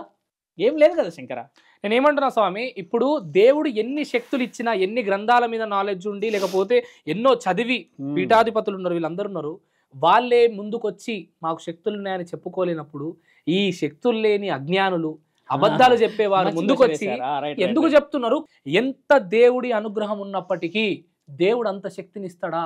ఒక మనసుని కదిలించే శక్తి ఇవ్వగలుగుతాడేమో కానీ శరీరాన్ని అది ఇయ్యడం మిత్ర. నేను దానికి అబ్సల్యూట్ గా నేను చెప్పేది ఏంటంటే, ఇందాక 2 వర్డ్స్ కూడా చెప్పింది ఏంటంటే, మనస్సాక్షిని కదిలించే శక్తి మన దగ్గర ఉంది. అదే సైకియాట్రిక్, అదే హిప్నటైజ్, అదే వశీకరణ మన దగ్గర ఉంది. ఎందుకంటే భార్యాభర్తలు గొడవకు వచ్చారు, వాళ్ళిద్దరి మధ్యలో నీవు అమ్మ ఈ గొడవలన్నీ తీర్చుకో, ఈ విధంగా ఉండు, పిల్లలు పెద్దగా అవుతున్నారు, మంచిగా చదువుకో, మేము అందరం సంఘం నుంచి ఒక 10,000 2,000 కలుపుకొని వేస్తాం నీకు అని అంటే ఆవిడ మనసు కదులుతుంది. అప్పటి వరకు ఏమొస్తారు వీళ్ళిద్దరు సంఘంలో రాపిచ్చేసి విడాకులు తీసుకుంటే నీ ఇంటికి నువ్వు వెళ్ళిపో, నా ఇంటికి నేను వెళ్ళిపోను అంటారు కదా. ఇలాంటి వాళ్ళని కలపడానికి ఏం పని చేసింది అక్కడ? నాలుక. ఈ నాలుక ఎక్కడి నుంచి వచ్చింది? నాది ఒక కుటుంబమే, నాది ఒక సంసారం అనే ఆలోచన వచ్చిన వాడు అక్కడ సంసారాన్ని చూడగలుగుతాడు. ఇక్కడ నుంచి కలపాలి మనస్సాక్షితో. ఇది చెయ్యాలంటున్నాను కదా. మీరు మనస్సాక్షికి ఆలోచన ఎవరు ఇచ్చారంటే దేవుడు. అయితే ఇప్పుడు కూడా తెలుసా, మీరు అన్నట్టుగా ఇలాంటి శక్తులు వచ్చిన వాళ్ళు మరి ఎంతమంది కుటుంబాలు ఈ రోజు రోడ్డుని నా పోలీస్ స్టేషన్లల్లో కడుపేసుకొని ఉంటున్నారు. నా తల్లిలు, ఆడపిల్లలు నా దగ్గరకు వస్తారు మిత్ర. నేను అక్కడ రోడ్డు మీద కూర్చుంటున్నా, అబద్ధం ఆడొద్దు కానీ ఎంతమంది వస్తారు తెలుసా మిత్ర, గర్భంతో వస్తారు. ఏడమ్మా అంటే వెళ్ళిపోయాడు స్వామి. ఎక్కడ పోయాడు? గొడవ అయింది, వెళ్ళిపోయాడు. ఎందుకు వెళ్ళిపోయాడు? ఇంకో ఫోన్ ఎత్తుతలేడు, 3 నెలలు అయింది. మీ అమ్మ నాన్న ఏం చేస్తారంటే, నీ ఇష్టం ఉన్న పెళ్లి చేసుకున్నావు కదా, అనుభవించు అని అంటున్నారు. నేను ఏం చేయాలి? పూజలతో మంత్రాలతో కలపొచ్చా స్వామి? అలా కలపలేం, ఇది ధర్మం. ఏం కలపొచ్చు తెలుసా మిత్ర? ఈ అమ్మాయిని గుణంతో కలపవచ్చు. ఇప్పటి వరకు స్వామి ఏ ఒక్క గురువుని కూడా ఈ విధంగా ముఖం మీద కరాఖండిగా కలపలేము అన్న వ్యక్తులు లేరు స్వామి. ఏం జరుగుతుంది స్వామి? డబ్బులు తీసుకొని స్వామి, మీరు నేనైతే ఎంత దౌర్భాగ్యం ఇది, డబ్బులు తీసుకొని 50 వేసి 1,00,000 వేసి 1,000 రూపాయలు ఛానలోళ్ళకి ఇస్తే, ఛానలోళ్ళు ఆ గురువుల ముంగడ కూర్చొని అయ్యో అవునా కత్తి పెట్టి లేపగానే అమ్మో స్వామి ఎట్లా లేచింది స్వామి, ప్రమోషన్స్ అంట. నన్ను అడిగారు చాలా మంది, నేను తిట్టా, కమర్షియల్ యాడ్స్ ఉన్నాయి స్వామి, కమర్షియల్ ఇంటర్వ్యూస్ అంటే. మీకు విషయం చెప్పాలా స్వామి, మీకు విషయం చెప్పాలా స్వామి, ఈ రోజు ఏ వ్యక్తులైతే సనాతన ధర్మం అడ్డదారులలో పోతుంది, ఈ విధంగా పోవద్దు అని చెప్పి ప్రశ్నిస్తున్నటువంటి ఛానళ్ళు కూడా ఇదే విధంగా పేడ్ ప్రమోషన్లు చేసి కొంతమంది గురువులను, జ్ఞానం లేని గురువులను బయటికి తీసుకొచ్చి ప్రజలను అతి దారుణంగా మోసాలు చేస్తున్నారు. ఇది నిజం. నిజమే. నేను కూడా తీసుకున్నా స్వామి, అబద్ధం ఆడ. నేను ఒక గురువు జరిగిపోయిన అశోకరాజు అతని పేరు, తాను నాకు 25,000 రూపాయలు ఇచ్చిండు. ఒక్క రూపాయి, నేను అబద్ధం ఆడతలేను, తను నాకు డబ్బులు ఇచ్చిండు, 25,000 రూపాయలు ఇచ్చిండు. ఇచ్చిన తర్వాత అక్కడికి పోయినా, అవునా స్వామి నిజంగానే నువ్వు గురువు అయితే, నిజంగా నీ దగ్గర జ్ఞానం ఉంటే, నిజంగా నీ దగ్గర ఒక మనసును కదిలించే అంత శక్తి ఆ దేవుడి అనుగ్రహం నీకుంటే ఖచ్చితంగా నేను నిన్ను ప్రమోట్ చేయడానికి ఎలాంటి అభ్యంతరం లేదని చెప్పి కూర్చున్న తర్వాత తెలిసిన విషయం ఏంటంటే, తన మాటలో అబద్ధం ఉంది, తన మనసులో స్వార్థం ఉంది. తెలిసినాక ఏం చేసినా తెలుసా స్వామి, కత్తి పెట్టిండు, శక్తిని చూపియాలన్నా అన్నాడు, లేపిండు. నేను చూసిన మిత్ర, అది చెంబులో పెట్టిండు, లేపిండు. ఒక్కసారి నాకు ఇయ్యని చెప్పిన దాన్ని, ఒక్కసారి నాకు ఇయ్యని అడిగినా, తీసుకున్న తర్వాత స్వామి నేను లేపల్లా అంటే నువ్వు లేపలేవన్నాడు. అప్పటికే లేపిన నేను, నువ్వు లేపలేవన్నంత లోపే లేపగానే ఓం నమ శివాయ అన్నాడు. లేచి చెప్పినా నువ్వు కూడా లేపగలిగినావు అన్నాడు. నేను ఒకటే ప్రశ్న అడుగుతున్నా అశోకరాజు గారు, దాని లోపల ఏమున్నది? తీయాలా బయటికి అంటే తడబడుతున్నాడు. లేదు మనం తీద్దాం అని చెప్పి మస్తు నవ్వుకున్నా మిత్ర. నేను కాళేశ్వరంలో ఉన్నప్పుడు ఆ చాకుతోటి స్వామి ఆ లోపల తీస్తే ఆ గట్టి ఏమంటారు బియ్యాన్ని, అది కెమికల్ కలిపి ఏదో కలిపి బరువు అవుతుంది, అది కింద మొత్తం గట్టిగా పెట్టి దాంట్లో నాకు ఎట్లా హిప్నోటైజ్ చేస్తున్నట్టు స్వామి, నేను శక్తిని చూపిస్తాను ఒత్తుతున్నాడు. ఇక్కడ అంటే ఇక్కడ బలాన్ని అప్లై చేసుకుంటే నాకు శక్తిని చూపిస్తా అంటున్నాడు. ఫోర్స్ అప్లై, సైన్స్ రాబోయే అది శక్తి కాదు. ఇట్లా ఈ విధంగా చేయడం వల్ల ఏమైతుంది? నేనేం చేసిన తెలుసా స్వామి, ధర్మం ఏంది, నా ధర్మం ఏంది స్వామి, నేను డబ్బులు తీసుకున్నా ఖచ్చితంగా ప్రమోషన్ చేయాలి, తన వీడియోలు పెట్టి, నా ధర్మం అది. కానీ నా ధర్మాన్ని అధర్మంగా తీసుకోపోతున్నటువంటి వ్యక్తిని ప్రశ్నించిన. ఏమని ప్రశ్నించిన తెలుసా స్వామి, ఒకటే ప్రశ్న అడిగిన స్వామి, ఈ చేతి రాతల మీద ఈ రాత ఉంటుందా, నిజమేనా, జీవిత రాత ఉంటుందా అంటే ఉంటుంది అన్నాడు. ఇలా చూసినాక నాకు ఏమున్నది చెప్పన్నా, నీకు లక్ష్మీ బలం ఉన్నది అన్నాడు. నా అకౌంట్లో రూపాయి కూడా లేవని చెప్పిన. ఏడికెళ్ళి ఉన్నది లక్ష్మీ బలం, 99 సంవత్సరాలు బతుకుతావు అంటారు, 70లకు 60లకు చచ్చిపోతున్నారు. అన్ని షుగర్లు బీపీలు ఏ టైంలో వస్తే ఇందాక మీరు ఎంత అద్భుతమైన మాట మాట్లాడారంటే, కోట్ల రూపాయలు ఉన్నప్పటికీ కూడా ప్రశాంతత లేకుండా టాబ్లెట్లు వేసుకునే నిద్ర రాదు. ఒక చిన్న గుడిసెకు పోతే పచ్చడి మెతుకులు నిద్ర ఎంత ప్రశాంతం ఉంటుంది, కమ్మటి నిద్ర, చాలా మంచి. మేము అదే, మా అమ్మ అదే అంటది, చిన్నప్పుడు మాకు నేర్పించింది. ఇందాక ఒకడు ఏమన్నాడంటే, మమ్మల్ని ఇన్స్టాగ్రామ్లో కొంచెం మా అమ్మని కొద్దిగా తక్కువ మాట్లాడి అది చేశాడని చెప్పాను కదా, మా అమ్మ నేను లేనప్పుడు చాలా దూరంలో ఉన్నా. నేను వస్తలే అమ్మ 2 రోజులే పడుతుందిలే అని చెప్తే దూరం దూరం పోతున్నాం. నెల్లూరులో ఉన్నాం. వస్తుంటే మా అమ్మ ఏమన్నా తెలుసా, నా భార్యతో అన్నదంట, మీ ఆయన్ని చిన్నగా ఉన్నప్పుడు పురాణాపుల్లో నేను బాగా పెరిగాను, జియాగూడ పురాణాపుల్. వాడు శివాలయంలో అడుక్కొచ్చేవాడు. అన్నం తిని లేకపోతే ఏదో తెచ్చుకునేటోడు, ఆ పూట తినేటోడు. అక్కడ శివాలయం ఇప్పటికి ఉంది, ఓల్డ్ శివాలయం. పురాణాపుల్ బ్రిడ్జ్ దాటగానే కింద ఉంటుంది గుడి, టువర్డ్స్ జూ పార్క్ వే రూట్. మీ ఆయన ఇంటికి వచ్చినప్పుడు మేము హాస్టల్లో ఉండేవాళ్ళం. వచ్చినప్పుడు తిండి పెట్టడానికి అందరం కొంచెం బలంగా తినే లావుగా ఉండేవాడిని నేను. ఉండకపోయేది, వాళ్ళని వీళ్ళని అడుకొచ్చి అన్నం పెట్టేదాన్ని. కానీ ఏ రోజు కూడా నువ్వు ఇది తీసుకురారా, అది తీసుకురారా, అక్కడికి వెళ్ళి అది తీసుకురారా అని ఏ రోజు చెప్పలే బిడ్డ. ఈ రోజు వాడు మాట్లాడే ప్రతి మాటలో నేను పెంచిన పెంపకం గౌరవం అనిపిస్తుంది బిడ్డ. నేను అన్నం పెట్టినా కదా, అడుక్కొచ్చే పెట్టినా, వాడు ముందే అడుక్కొచ్చింది. మా అమ్మ నా ముందే అది తెచ్చేది వెళ్ళి. అయితే నేను చూసేవాడిని, పెట్టేది, తింటుండే. నాకు ఏం ఆలోచన వచ్చేది తెలుసా, ఆ రోజు మా అమ్మ ఏదో తప్పుడు పని చేసి మాకు ఇల్లు ఇంకేదో ఏదో తెచ్చినుంటే ఈరోజు శివరుద్ర సాధువు ముమ్మాటికి ఇక్కడ రుద్రాక్ష లేకపోయేవాడు. 3-4 తులాల వెండో బంగారం వేసి ఉంగరాలన్నీ వేసుకొని అది చేసుకొని లగ్జరీ ఎదురయ్యేవాడిని నేను. మా అమ్మ నాకు ఏం నేర్పింది తెలుసా మిత్ర, అడుక్కోనైనా తిని బతుకురా బిడ్డ, వెండిపోటు బతికిన బతుకు రాదు. మీ నాన్న పెళ్లి చేసుకొని నీకు 7 సంవత్సరాలు పడ్డప్పుడు వెళ్ళిపోయాడు రా అని చెప్పింది. మా నాన్న వెళ్ళిపోయాడు మమ్మల్ని వదిలిపెట్టి. ఇప్పటివరకు మా నాన్ననే లేదు నాకు. 7 ఇయర్స్కి వెళ్ళిపోయాడు. మా అమ్మ గుణం నేర్పించింది మిత్ర. ఇప్పటికీ నేను అడుక్కుంటా అన్న దాంట్లో గౌరవం. మా జీవితం అడుక్కోవడానికి ఉంది, కానీ వెన్నుపోటు గొడవలే. నేను ఇంతవరకు 5 మందిని కన్నా, అక్షరాల పిల్లల్ని, 3 బిడ్డలు, 2 కొడుకులు, బలంగా కన్నా. నాకు ఆ సత్తా ఉంది, నేను పరమశివుడిని నమ్ముకున్నా. అంతకుముందు నాకన్నా నా తల్లి నా తండ్రి పవిత్రమైన రక్తం ఇచ్చారు మిత్ర, వెన్నుపోటు కాదు. ఈరోజు నేను వీధులు నిలబడి భవతి భిక్షాందేహి అని అంటే 10-20 మంది వస్తారు మిత్ర నా కంఠం మీద బయటికి. ఎమోషనల్ అవుతున్నారు. అట్లా ఎందుకు వస్తుంది, బాధ అవుతుంది తెలుసా. ఎవరు టక్కున మాట అనేస్తారే, టక్కున అనేస్తారే. ఏ అన్నం తినమని చెప్తున్నారు ఇక్కడ. అన్నం తింటే రాదు మిత్ర పవిత్రత, మనస్సాక్షిని తింటే వస్తుంది పుణ్యం. పుణ్యం కోసం బతుకుమంటున్నాం ఇక్కడ. పుణ్యం అనేది లగ్జరీ కార్లు లేకపోతే బిల్డింగ్లలో రాదు. ఆ వీధి చివరి కూర్చుంటున్నాముగా, అక్కడ ఉన్నది మిత్ర. నా కళ్ళతో చూడండి కదా, నేను అక్కడ ఎక్కడ కూర్చున్నాను కనబడుతుంది.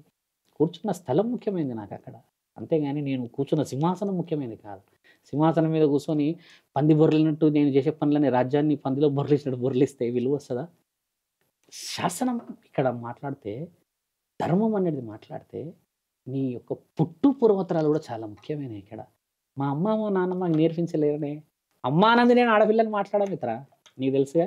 నేను చాలా మందితో మాట్లాడతాగా, అమ్మ ఆనంది నేను మాట్లాడే ఎవరితో చెప్పమ్మా అంట, చెప్పతలే నేను తిడతా, అమ్మ అనేది తిడతా, మళ్ళీ కూడా తిట్టుడు కూడా అంతే. కానీ వెన్నుపోట్లు అనేది నీకు గుణగణాలు రావాలి. కానీ ఉన్నారు కదా స్వామి గురువులు, చాలా మంది వాడుకునే వాళ్ళు ఉన్నారు కదా, అలాంటి వాళ్ళు రావట్లేదా బయటికి. వాళ్ళు ఎందుకు రారు తెలుసా మిత్ర, ఎవడన్నా కూడా వచ్చి మాట్లాడితే ఇది లాగుడు, వెనక నుంచి లాగుడు, ముందు నుంచి లాగుడు. ఏ ధర్మం మాట్లాడాడుగా. హైందవ శంకారం ఆ రోజు విజయవాడలో జరిగింది. ఏమి గురువులు వచ్చారు మిత్ర, మాట్లాడేది దడదడదడదలాడిచ్చారు. ఎంత ధర్మం మాట్లాడారు అక్కడ. మరి ఆ ధర్మానికి ఎంత విలువ ఉంది ఇక్కడ తెలిసిందే. మనలో మనకే ఉన్నాయి ఈడ. మన శాసనాలంటే ఎవరు పాడు చేయలేరు శంకర. కానీ ఒక విషయం వాస్తవం స్వామి, ఎందుకంటే బంగారు పల్లెంలో తిన్న బువ్వ బువ్వే, అరిటాకులో తిన్న బువ్వ బువ్వే. స్థానం ముఖ్యం కాదు, ఆకలి మనకు తీరిందా లేదా అన్నది ముఖ్యం. ఇప్పుడున్న పరిస్థితిలో కూడా స్వామి అంతే. మనం ఏ భవనంలో ఉన్నాము, ఎంత ఆస్తులు ఉన్నాయి, ఎన్ని కార్లలో తిరుగుతున్నాం ముఖ్యం కాదు, నీ మనసు ఎట్లాంటిది, నువ్వు ఇతరులను బాధ పెట్టకుండా ఎంతవరకు ప్రయత్నించి బ్రతుకుతున్నావు, ధర్మంతో బతుకుతున్నావు అనేది. ఇప్పుడు రాజుకైనా అదే నిద్ర మిత్ర, బంటుకైనా అదే నిద్ర. మీకు తెలుసా, బంటు అంటే ఎవరు ఇక్కడ? మనిషి కాదు, బురదలో పంది. దానికి కూడా అదున్న బురదనే సింహాసనం. ఎవరి సింహాసనం ఎవరికి, ఆ సింహాసనంలో ఎవరు కూర్చుంటే ఆ సింహాసనం కూర్చున్న వాడికి నెత్తి మీద కిరీటం, ఆ కిరీటంలో పెట్టే ఆ జెవెల్ ఇన్ ద క్రౌన్ అంటారు కదా, ఆ క్రౌనే మహాముఖ్యంటి. ఆయన నిర్ణయిస్తాడు నిన్ను ఎక్కడ పెట్టాలో. నీకు తెలియదా ఈ దేహం ఎక్కడ పెట్టాలో? ఈరోజు మీ అందరికీ తెలియదు ఆయన ఎక్కడ పెట్టాడో. ఆయననే దొంగ అంటున్న సమాజంలో దేవుడున్నాడని నమ్ముతారా శంకర? మరి ఇక్కడ మీరు అన్నట్టుగానే కొంతమందిని ఎందుకు నమ్ముతున్నారు, కొంతమంది చేస్తున్నారు అని అంటే, వీడి అవసరము, వీడి భయం అవతల వ్యక్తికి ఆసరా. బాగా గుర్తుపెట్టుకో, నీ వీక్నెస్ నా యొక్క పాయింట్, స్ట్రాంగ్నెస్. ఇక్కడ మన ఓపెన్గా నేను డబ్బులు తీసుకుంటానుగా, జాతకం చెప్తానుగా, ఇస్తారు, నాకు ఇస్తారు, ఇష్టంగా ఇస్తారుగా. పండు తెస్తారు, అరటి పండు తెస్తారు. మొన్న ఒక అమ్మ పులిహోర తెచ్చిచ్చింది, తినండి స్వామి, నా ముందే తినండి స్వామి అని అంటుంది. ఇవన్నీ ఏంటంటే మిత్ర, తీసుకోవడం వేరు. నువ్వు అన్నట్టుగా నేను ఆడ రోడ్డు మీద కూర్చోకుండా ఆశ్రమంలో కూర్చొని లేదా ఒక శివలింగం దగ్గర కూర్చొని నువ్వు అన్న ఈ పనులు నేను చేసి ఉంటే నన్ను అపవిత్రం అనవాలను. కూర్చోవడానికి దిక్కే లేని నా దగ్గర నువ్వు నన్ను ఏ విధంగా చేస్తున్నావు ఆలోచించాల్సిన విషయమే. ఈరోజు చాలా మందిని పీఠాధిపతులు మఠాధిపతులు తప్పు పడుతున్నాం మనం. ఎందుకు తప్పు పడతాం? ఎంత కష్టపడితే అలా స్థాయికి వెళ్ళి ఉండొచ్చు. టక్కున నువ్వు వెళ్ళి ఒక పీఠంలో కూర్చోగలవా శంకర? ఎంత భయానకమైన సిచ్యువేషన్స్ ఫేస్ చేయాలి తెలుసాను. నిన్ను నమ్మి ఎవరెవరు వస్తారు తెలుసా? అభం శుభం తెలియని గర్వం దాల్చిన తల్లిలు వస్తారు, అంటే భవిష్యత్తు నిర్ణయించమని వస్తారు. పుట్టేది ఆడనా మొగనా? మొగ పుడితే వంశాన్ని ఏలుతాడా, ఆడదు పుడితే వంశాన్ని మోస్తుందా, నీవు చెప్పగలవా అని. అలాంటి పరిస్థితిని గెలవాలి అక్కడ కూర్చుంటే అయిపోద్దా పీఠాధిపతుల్లాగా మఠాధిపతుల్లాగా. ఇప్పుడు భవిష్యత్తు కోసం వస్తారు వాళ్ళంతా. అదే ఈ పాయింట్ ఎక్కడ కనెక్ట్ అవుతుందంటే స్వామి, ఇప్పుడు ఎవరెవరైతే ఇప్పుడు ఈ కాలంలో వైరల్ అవుతున్నటువంటి దేవుళ్ళు మాకు పూనుతారు, శక్తులు మాకున్నాయి, మేము ఇవన్నిటిని వాడుకొని మిమ్మల్ని ఆపగలుగుతామని ఎవరెవరైతే అంటున్నారో వాళ్ళందరికీ ఇది ఖచ్చితంగా పోవాలి. మాటదేముంది, నాలుకదేముంది, నువ్వు ఏదైనా అనొచ్చు, నన్ను నేను అంటలేను. మాట ద్వారా నువ్వు నన్ను ఏం కదిలించలేవు. ఓపెన్గా చెప్తున్నా, సిగ పెట్టుకున్నాముగా, మేము చెప్తున్నాం సుగ పెట్టుకున్నది అబద్ధం అన్నారు, అన్నీ చేశారన్నారు కదా. మాట ద్వారా మనిషిని బాధ పెట్టలేము, ఇది బాగా గుర్తుపెట్టుకో. నేను ఇంకోటి ఏమంటా అంటే మాట ద్వారా బంధాలు కోల్పోకూడదు అంటాను నేను. ఈ రోజుల్లో లక్షల మంది బంధం మాట ద్వారానే పోయింది కాదని మీరు రుజువు చేయండి. ఎక్కడైనా చూడండి, వాడు నన్ను పిలవలేడురా, ఆమె నాకు చీర పెట్టలేదు, ఆమె నాకు బట్ట పెట్టలేదు అన్న వర్షనే రాదు. ఒక మాట పలకరిస్తే ఏమైంది? నేనేమన్నా అడిగానా? నీకేమన్నా పెట్టమన్నానా? నీ పట్టు చీర ఇచ్చిండా మీ నాన్న నాకు? ఎన్ని రోజులకు ఇక్కడ ఉన్నటువంటి ఇది గెలవాలి, మన గుండె గెలవాలి. సింపుల్. బాగున్నావు అత్త నాన్నవా నువ్వు నన్ను అంటే అయిపోదారా? మనుషులను నువ్వు నా కింద పెరగలేవా అంటారు, నా ఒళ్ళో పెరగలేవారా? చిన్న ఉన్నప్పుడు నేను తిప్పుకోలేరా? గుద్ద కడగలేదా అంటారు. మా మామయ్య కూడా తిడతాడు, నన్ను ఏమంటాడు తెలుసా? తిడతాడు. ఎట్లా అంటాడు? మేము చూడలేమా? ఓ ఈ రోజు మీ కొడుకు కదా మా అమ్మతో అంటాడు. అక్క అని వాళ్ళిద్దరు వాళ్ళు కొంచెం క్లోజ్ ఉంటారు. మా మామయ్య నన్ను ఏమంటారు తెలుసా? మేము చూడలేమా అక్క మా అల్లుడిని చిన్నగా ఉన్నప్పుడు, ఓ నువ్వు ఇప్పుడు చెప్తున్నావు మీ తమ్ముడి గురించి మీ కొడుకు గురించి గొప్ప అని. వాళ్ళిద్దరు అలా కొట్లాడుకున్నాడు చూసి నేను నా పిల్లలకు చెప్తా, ఏ వాళ్ళు చూడరా ఎట్లా మాట్లాడుకుంటారు అని చెప్తే వాళ్ళు కొద్దిగా కూర్చొని గొడవడి మళ్ళీ ఏకమైపోతారు. అది మిత్ర బంధం. అలాంటివి వదిలిపెట్టి నువ్వు ఈ రోజు నీకు ఇలా మీసాలు వచ్చి తెల్ల బట్టలు వేసుకోగానే నీ అత్త చాలా తక్కువైందా? ఎంత తెల్ల బట్టలు ఉన్నా కూడా సొంత చెల్లెల్ని సరిగ్గా చూడకపోతే ఎట్లా? ఈ రక్తం బాగుతుందిగా, మరి దీని ఏం చేస్తావు? దీన్ని ఎక్కడ పోతుంది? దీన్ని మేనమా పోలికలు వస్తాయిగా, మేనత్త పోలికలు వస్తాయి కదా. మరి నీకు అంత దమ్మే ఉంటే, నువ్వు అన్న ఇందాక ఆ దమ్మే ఉంటే మార్చి చూపెట్టు పోలిక. మార్చగలవా? మహా ముఖ్యంటి ఉన్నాడు అక్కడ. అబ్రబ్రహ్మ లోకాన్ని, అండాన్ని పిండాన్ని డిసైడ్ చేసేది ఆయన, దాన్ని కాపాడేది బ్రహ్మాండాధిపతి ఆయన్నే. చిన్న అణువులం మనం ఏం కాపాడాలి చెప్పు నువ్వు అన్నట్టుగా. ధర్మం కోసం చాలా గొడవలు జరుగుతాయి మిత్ర, కానీ కాపాడబడాలి ధర్మం, గొడవలు కాదు. అది ధన్యవాదాలు స్వామి. హరహర మహాదేవ్. ఈ రోజు మనం చర్చించుకున్నటువంటి విషయం ఏదైతే ఉందో కేవలం ఒకరిని విమర్శించడానికో, ఒకరి మనసుని నొప్పించడానికో, లేకపోతే మనోభావాలను దెబ్బతీయడానికో కాదు. మనుషుల నమ్మకాన్ని ఖచ్చితంగా గెలవాలి, ఇతరుల బంధానికి విలువనివ్వాలి, ధర్మంగా బ్రతకాలి. సనాతన ధర్మం అంటే అది ఒక రిలీజియన్ కాదు, way of life, A lesson to way of life అనే విషయాన్ని చాలా స్పష్టంగా చెప్పినందుకు ఇదే క్రమంలో చివరి చర్చ. అప్పట్లో ఇప్పుడు నిమ్మకాయల విషయం ఇందాక మాట్లాడుతున్నాం, నిమ్మకాయలు దబ్బకాయలు. అప్పట్లో ఇప్పుడు బండ్ల కింద నిమ్మకాయలు ఎందుకు పెడతారు అనేది ఒక పెద్ద చర్చ వచ్చినప్పుడు, అప్పట్లో గుర్రాలు నడిచేటప్పుడు అవి తిరిగి తిరిగి వాటి కాళ్ళల్లో క్రిములు విషాలు ఎవరన్నా ఏదైనా శత్రువులు ఏమన్నా వేస్తే తెలిసేది. పాములు గరుస్తాము, విష పురుగులు జెర్రీలో లేకపోతే తేల్లో ఉండేటి అని అది పెట్టినప్పుడు ఇమ్మీడియట్లీ అది రియాక్ట్ మొదలైతే దీనికి విషయం ఉందని నెక్స్ట్ తీసేవాళ్ళు. తీసి దాన్ని కూడా ఇలా పెట్టి అప్పుడు ఏంటంటే రాజవ్యూహం ఎక్కువ అయ్యేది మిత్ర. అందరూ పోకపోయేవాళ్ళు గుర్రాల మీద, వ్యవసాయం చేసుకునే వాళ్ళు గుర్రాల మీద పోయేది ముఖ్యంగా రాజపుత్రులే, లేదా ఈ క్షత్రియులు పోయేటోళ్ళు. వీళ్ళకి ఏమైనా వ్యూహం ఉందా అని చేస్తారు. ఇంకోటి తెలుసా, అరిటాకులు ఎందుకు తినేవాళ్ళు తెలుసా శంకర? ఇలా అరిటాకు పెట్టి అరిటాకు మీద నీళ్లు పోసేవాళ్ళు, చుట్టూ కూడా నీళ్ళు. అయితే నీళ్ళు ఎందుకు పోసేవాళ్ళు తెలుసా? క్రిములు రాకుండా. అరిటాకు మీద నీళ్ళు ఎందుకు పోసేవాళ్ళు తెలుసా? ఇంకోటి, అరిటాకు మీద విషం పెడితే తెలుస్తుందని గమనించంటే నువ్వు మనం నెక్స్ట్ టైం పెడదావు. అరిటాకు పెట్టి యూ యాడ్ ఏ పాయిజన్, కొంచెం లైట్ గా యాడ్ చేయదాన్ని, యాడ్ చేసి నువ్వు నీళ్ళే, it turn into the red colour. అది శాసనం. అక్కడ అట్లా రాజులను చంపేవాళ్ళంట కొంతమంది ఇవి కూడా ఉన్నాయి మన దగ్గర. స్వామి నిజంగా చెప్తున్నా స్వామి, మన హిందూ సాంప్రదాయాలలో సనాతన ధర్మంలో చేసే ప్రతి కార్యం విలువైన సైన్స్ కి కనెక్ట్ అవుతుంది. అది ఇప్పుడు మనం కాపాడతలే. మొదలొచ్చిన సమస్య వచ్చింది. విషయం ఏంటంటే అప్పుడు పూర్వకాలంలో పెద్దలు రాసినటువంటి సాంప్రదాయాలన్నీ కూడా సైన్స్ కనెక్ట్ అవుతున్నాయి. కానీ ఇప్పుడు ఈ మధ్య కాలంలో చేతులు లేపుతా, అది లేపుతా, ఇది లేపుతా, నిమ్మకాయ గాలిలో లేపుతా, వీళ్ళు మధ్యలో వచ్చి అసలు దాంతో సైన్స్ లేదు, ఇదే నిజం అనుకుంటారు. సబ్జెక్ట్ లేదు, సైన్స్ లేదు, అవగాహన లేదు. మళ్ళీ ఇవి చెప్పనీకి వచ్చిన వాళ్ళకి బుర్రే లేదంటున్నారు. ఎంత చూసారా, డబ్బులు తీసుకొని ఇవి ప్రమోట్ చేస్తున్నారు. ప్రమోట్ ఇంత దారుణమైన పరిస్థితులు ఉన్నాయి ధర్మం కాబట్టి అనేది కాపాడాలి శంకర. అందరం ఏకమయ్యి ఆడపిల్లల్ని కాపాడదాం, ఈ ధర్మాన్ని కాపాడాలి. ఎప్పుడూ చెప్పే మాట చాలా స్పష్టంగా ఏం చెప్తానంటే ధర్మం రక్షతి రక్షత అని అంటారు. ఎందుకంటే ధర్మాన్ని మనం కాపాడితే అది మనల్ని కాపాడుతుంది. ధర్మహింస తదైవచ అంటే ధర్మాన్ని ఎవరన్నా అపవిత్రం చేస్తే వాళ్ళకి శిక్ష వేయాలి. తర్వాత ధర్మం సంస్థాపనం, ఎటువైనా మన ధర్మాన్ని మనం స్థాపించబెట్టాలి. సంభవామి యుగే యుగే అంటే అన్ని యుగాల్లో పరమాత్ముడు అనేవాడు ఉన్నాడు, కానీ అది కాపాడేది మానవులు మాత్రమే. ధర్మో రక్షతి రక్షత ధర్మహింస తదైవచ ధర్మం సంస్థాపనం సంభవామి యుగే యుగే. ఇంత పెద్ద వర్డ్ ఉన్నది మన దగ్గర, అదొక్కటి చాలా మిత్ర.